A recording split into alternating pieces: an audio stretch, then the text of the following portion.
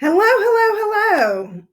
Today we're talking about vitamins and other little micronutrients that everyone needs, but I'm going to focus mostly on what you need for menopause plus. So for anti-aging, for menopause, that's going to be the focus. So I'd like you to have a pen and paper available so you can write down changes that you want to make, questions that you have, so that we can review it when we meet together. So let's get started. Okay, so there are a variety of vitamins. All of us know the alphabet of vitamins, A, B, C, etc. And some are made inside the body when we have the right stuff to make them. And many of them are considered essential because they're the ones that you have to have in your diet. So these 13 vitamins that are the essential ones are divided into fat soluble and water soluble. And there's some interesting things that I just recently found out about the water soluble versus fat soluble because we were taught that all the fat soluble vitamins were stored in our body, and now they find that they're not all stored in the same way, and I'll go over that as we progress. And there's recommended daily allowances and all of that, but those are just basically the minimum that you need to not get ill and have severe diseases like scurvy with vitamin C, that it just takes having a fruit a day to prevent that. So that's not that hard. And we learned about that when people used to go on boats and not boats, ships, I would say, and travel long distances. They had to make sure they had some kind of vitamin C source so that all the sailors didn't get scurvy. So, and these different allowances are very different depending on your age, your gender, and everyone has some specific needs. But the level that you need for optimal health is often very different. And so I will discuss that as well. So the water soluble vitamins are a lot of the B vitamins, and all those names there, you don't have to memorize them. But the thiamine, riboflavin, niacin, pantothenic, pyridoxine, biotin, cobalamin, all are different B vitamins. And then you have vitamin C, which is also water soluble, and choline. So each day, these vitamins are excreted in the urine, and that's how the excess is dealt with. All right, next one. So no matter whether what they find, it has nothing to do with rich or poor, well or sick, educated, uneducated. A lot of what we do in terms of eating has to do with what our parents did, how we learned in the family and society. And unfortunately, 92% of the population suffers from at least one vitamin or mineral deficiency. And we're going to talk about which ones and what you might need to supplement or have better food sources of. And that could happen because of your diet, because of your unique genetic requirements. Male, female need different nutrients, right? And you might have specific health conditions that have developed over years that require a different type of diet and supplementation.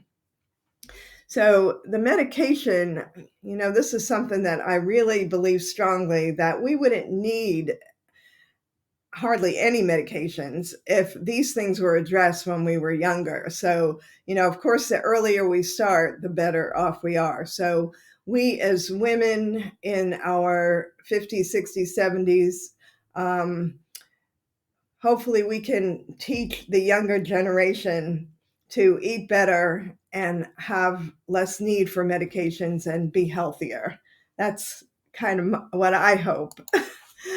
All right, so nutrient deficiencies are at an all-time high, and the biggest one is vitamin D. And this is one that I was mentioning in terms of daily need, and is a fat-soluble vitamin. However, apparently we need to take it every day. I don't really completely understand that, but that is what they are finding. So it is not stored in the same way that some other vitamins and nutrients are stored. And you can see that it's almost, I think what they said is like a 92% rate of deficiency. That's kind of worldwide. Vitamin E is the next one, and that one's highly deficient, and that will show up as a lot of heart problems, is one of the things that we find. Magnesium, same thing too, with heart, getting cramps and different kinds of things that when you have magnesium deficiency. Calcium, I think a lot of you know, because you hear that from your doctors about bone density, that you need to have calcium. And there are a lot of food sources that you can have, and you can see that one's kind of about halfway in terms of deficiency. Vitamin A and C are deficient, and that will show up in a lot of different ways. We'll talk more about that. Then you have this list of deficiencies that go from zinc, B6, folate, iron, thiamine, copper, phosphorus, selenium, B12, niacin, riboflavin. Not as high of a population need for those. We get a lot of that in foods. We also have a lot of fortified foods that our government puts into our food, and there are some good things about that, because or else we'd be more deficient. And so the reason why we have a lot of deficiency, it has mostly to do with processed foods. And so when you go into the grocery store, you will notice all the unprocessed foods are on the outside, and most of the processed foods are down the aisles. And I don't shop in those as much. I try to do my shopping with all, natural meats and foods and vegetables and fruits, etc. So the processed junk food and fast food, because obviously going to get fast food, almost all of that is going to be processed. So processed food depletes the nutrients in our body because they are fairly nutrient deficient, and they take nutrients for us to process them. So that causes a lot of it. The other part is the excess sugar causes free radicals, and that depletes whatever stores of antioxidants we have. So that's why we need to take more antioxidants, especially if you're eating a lot of junk food. And there's also toxicity in our environment, and if you live in a city that has a lot of pollution, you're going to need more antioxidants. And sugar directly interferes with your vitamin C absorption. So you're going to be deficient in vitamin C. And what is vitamin C? A lot of you know, really does help our immune system, and it protects against cancer and other insults to our body. So let's talk about the Bs. The B vitamins do a lot with energy. So they're very important in the Krebs cycle, which is our energy cycle. They help with your brain function. They support antioxidant. They help with replicating DNA, and that's really essential for reversing our age, that we can replicate our DNA and repair our DNA. And that is possible. We are able to do that. Bees help to make cholesterol and steroid hormones. So is that important for menopause? Absolutely. We need that. And it supports the immune system to help you keep you healthy and not get sick. And it also helps with your nerve function. So a lot of menopausal women tend to have the numbness and tingling and different sensations. Some of that has to do with a lack of the B vitamins. Not all, but that does have a role there. Okay, so B vitamins is best to take a multivitamin with the Bs to increase rather than increasing all the individual supplements. So if you, the only one that I really recommend taking separately is B12 if you're deficient. And some of the, like I was saying, deficiency symptoms include numbness and tingling in the extremities, some issues with memory loss, and these are very associated with menopause and aging. And absorption does decrease with age, although B12 is pretty plentiful in a lot of animal products. So if you eat animal products, you are not as likely to be low in B12, but vegans do need to often, as they age, supplement B12 or find some source that fits in with their own diet. So after B comes C. And what does C do? How does it help our menopause and aging? So C, as I was saying earlier, is an antioxidant. An antioxidant, very simply, is protection our cells from the outside influences. So it kills the toxins, like destroys them before they cause damage. And it's also part of the carnitine molecule, which is one of the molecules that helps convert fat into energy. And that's, one of the things that a lot of people in menopause talk about: fatigue. So they may not have enough of the things that they need in their diet to process that conversion from the fat into the energy. It's also really important for our skin. And I think a lot of people also notice in their skin and joints that they have some issue in collagen decreases because they don't have enough vitamin C. There's an increased need for it during menopause, and it helps your joints. So if you're, I did a whole video about pain and inflammation during menopause, and some of it has to do with this being deficient in vitamin C and the nutrients needed to make collagen to help you be help movement and pain, and also just you're not moving those joints, so they get stiff. It's also very important for immune system. It's antiviral, antibacterial, anti-inflammatory. That's pretty much everything that you need to have a healthy immune system. And it's just one part of it. So I'm not saying that vitamin C is everything, but that they have found that when you take vitamin C in association with zinc, when you feel a cold coming on, it does shorten. It may not completely stop it, but it does shorten the period of suffering from the cold, and it does help. The best sources for vitamin C are your fresh fruits and vegetables, and ones that are particularly high include kiwi, strawberries, tomatoes, red pepper, and broccoli. And deficiencies can manifest due to the food preparation. Like if you cook something too long, those water soluble vitamins are going to go right into the water, and you might not be using that water. And prolonged storage can diminish the vitamin C because it's alive, and that processing. So the more processed food, like we were saying earlier, the less nutrient density there is. Okay, vitamin C and aging. So what they found in research is that when you are deficient in vitamin C, these are the things that might happen. You might have an increased susceptibility to respiratory infections that can get pretty severe. And that's one reason why with COVID, that became a major issue. And instead of making sure that people were not deficient in all these nutrients, they just like trying to come up with all these medications and treatments. And yes, in an acute situation, you might need that, but prevention is the most important. You have an increased incidence severity of pneumonia.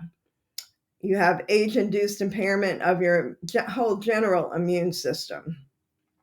Low vitamin C status was a predictor of all-cause mortality. So it's one of those that is a very significant part of the aging process. And when you have low vitamin C, that is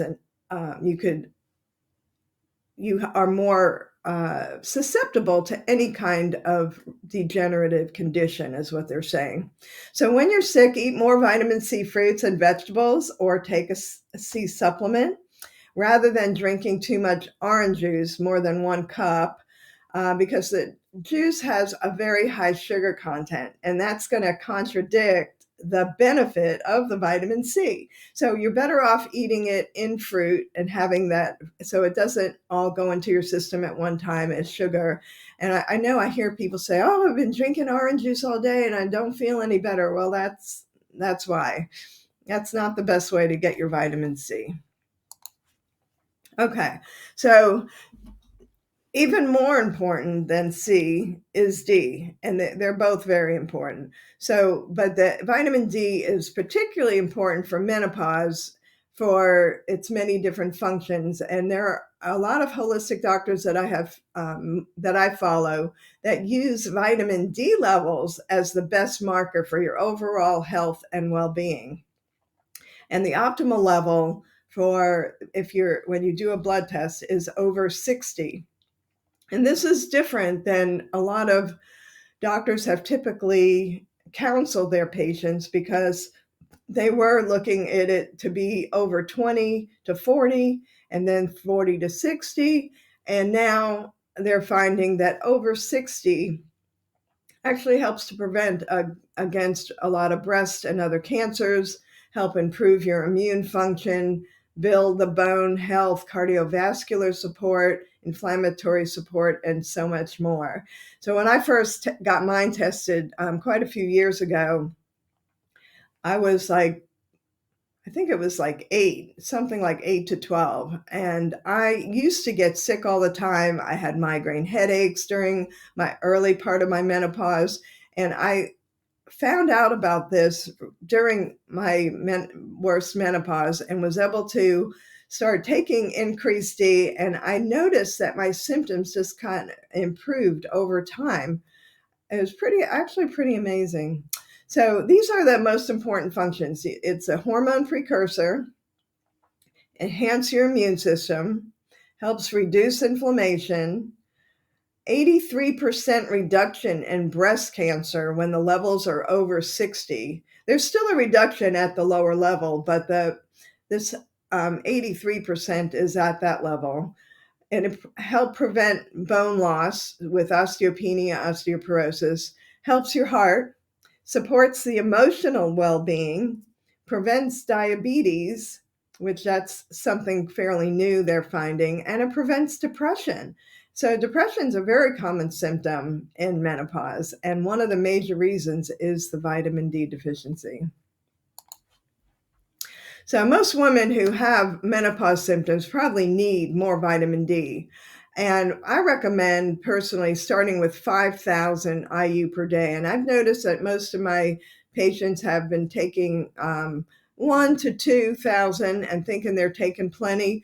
I think, we probably need more, especially in our age group. Some women that have autoimmune challenges might need as much as 50,000 IU per day. And that would be more under a doctor's supervision, because at the higher levels, there is some potential for toxicity, although it's actually pretty rare, even at that level. But that is what I would recommend. So your autoimmune diseases include things like rheumatoid arthritis, lupus, MS, psoriatic arthritis, myasthenia gravis, and other kinds of autoimmune challenges. I actually have celiac disease myself, and I have recently just kicked up my vitamin D level to 10,000. And I am seeing some improvement, and I don't have a lot of problems with it now, but some of these autoimmune have caused damage in the body that is very difficult to fix, especially as we do get older. So the vitamin D does seem to make a big difference there. That's pretty amazing. All right, next one. Okay, after D comes E. And vitamin E, one of the things I notice, if you read on your vitamin bottle, what kind of vitamin E are you getting? Because the most bioavailable form is this A to alpha tocopherol. You'll see this little symbol. If there's anything beside this symbol, like another letter, then it's not alpha, and the body has to then transform it to a different type, and you will not absorb and utilize it properly. So the recommended dosage is 400 IU, and a lot of adults actually need double that, like 800, to help enhance their immune system and help with all the protective of vitamin E, like with heart health, etc. So it helps the immune function. It protects your cells, actually the outer layer of the cell, acting as an antioxidant, and it helps prevent lung cancer, upper respiratory infections, and the flu. So another very important vitamin for aging. So how do you know if you're deficient in some of these nutrients? And these are actually really common symptoms of deficiency with vitamin C: bleeding gums, fatigue, and loss of connective tissue, like we're talking about with your joints, changes in your skin. And then vitamin D.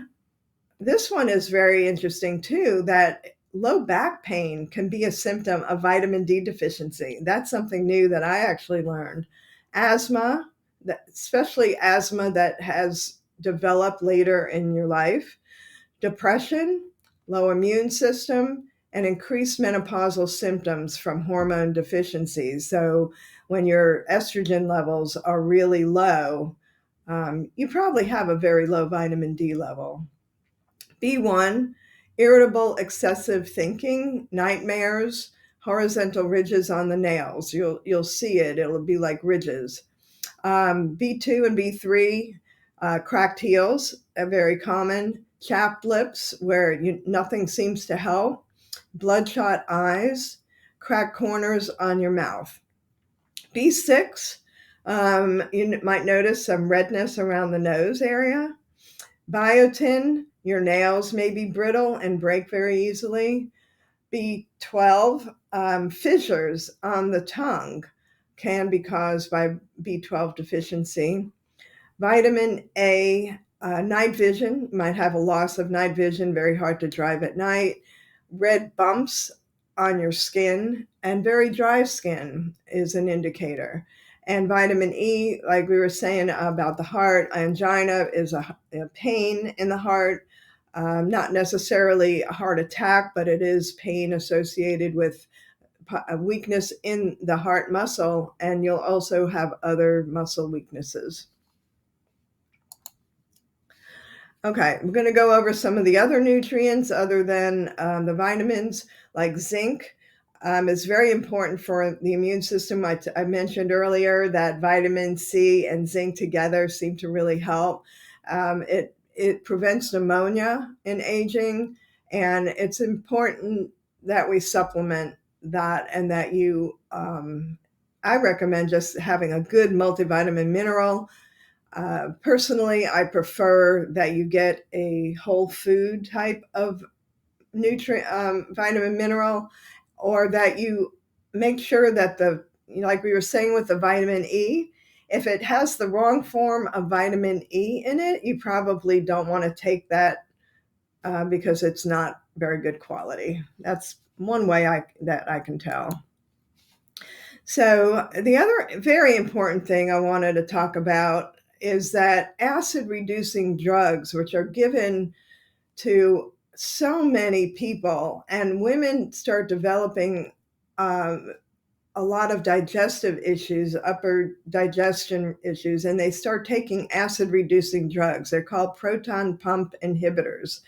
And when you start taking those to prevent the acid from producing in your stomach and take it for an extended period of time, it tremendously reduces a lot of the nutrients that you can absorb from your food, including B12, vitamin C, calcium, iron, and magnesium.